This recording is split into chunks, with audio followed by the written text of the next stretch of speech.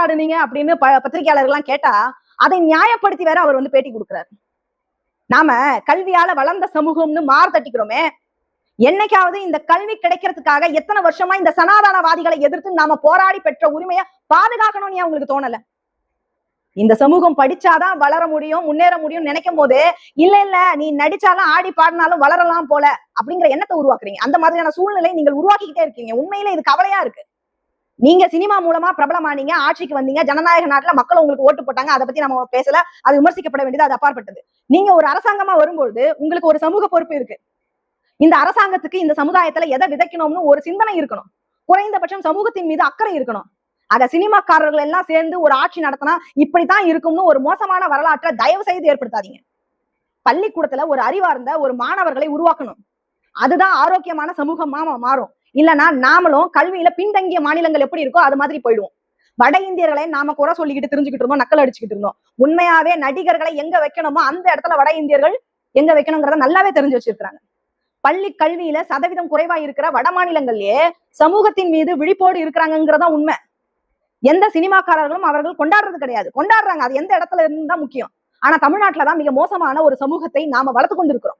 நாங்க எச்சரிக்கையாகவும் ஒரு வேண்டுகோளாகவும் இந்த அரசுக்கு வைப்பது என்ன அப்படின்னா, தயவு செய்து பள்ளிகளா இருக்கட்டும், தனியார் பள்ளிகளா இருக்கட்டும், அரசு பள்ளிகளா இருக்கட்டும், தனியார் கல்லூரிகளாக இருக்கட்டும் அல்லது பல்கலைக்கழகங்களாக இருக்கட்டும், சினிமா கலாச்சாரத்தை வளர்க்கக்கூடாது என்று சட்டம் இயற்றுங்கள்.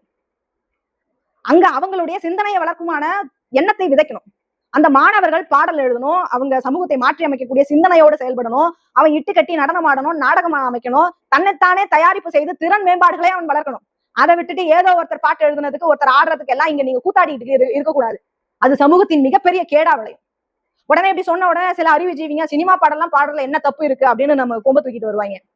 நான் தெரியாம தான் கேட்கிறேன், சினிமா பாடல்லே சாதி ஒழிப்பு பாடல் இருக்குல்ல, அதை நீ பாட சொல்லுவியா?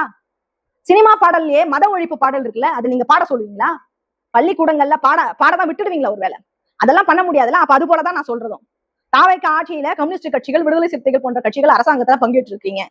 நீங்க சமூக பொறுப்பை உணர்ந்து சமூகத்துல களமாடி போராடி வந்தவங்க. ஆட்சியில இருக்கிறவங்க புதியவர்கள், நடிகரா இருந்து ஆட்சி அதிகாரத்துக்கு வந்தவர்கள், ரசிகர்கள் ஆட்சி அதிகாரத்துக்கு வந்திருக்கிறாங்க. இவங்களுக்கு சமூகத்தின் மீது எந்த அளவுக்கு அக்கறை இருக்கு அப்படின்னு நமக்கு தெரியாது. ஆனா உங்களை போன்றவர்களுக்கு அக்கறை இருக்கு என்பதை எங்களை போன்றவர்கள் நன்கு உணர்ந்திருக்கிறோம். நீங்க எல்லாம் எடுத்து சொல்லி சமுதாயத்தை நல்வழிப்படுத்துவதற்கு அரசாங்கத்திற்கு அறிவுரை சொல்லுங்க. அதிகாரத்துல இருப்பவங்களுக்கு அறிவுரை சொல்லுங்க. இது ஒரு வேண்டுகோளாவே நான் இந்த நேரத்துல முன்வைக்கிறேன். பள்ளி கல்லூரி மாணவர்கள் மத்தியில நடக்கிறதெல்லாம் பார்க்கும்பொழுது என்னை போன்றவர்களுக்கும் பெற்றோருக்கும் மிகுந்த கவலையை ஏற்படுத்துது. எங்கள் கவலையை இந்த அரசாங்கம் புரிந்து அதை தடுக்கும் அப்படின்னு நாங்க இந்த நேரத்துல கேட்டுக்கிறோம். நன்றி.